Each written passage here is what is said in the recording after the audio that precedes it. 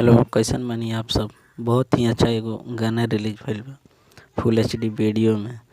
Model बाड़ी एमे Neelam ji singer बाड़े खेसारी और अंतरा सिंह प्रियंका गौले बाड़ी। और गाना 7 घंटा में 3-4 लाख क्रॉस कर चुकल बा।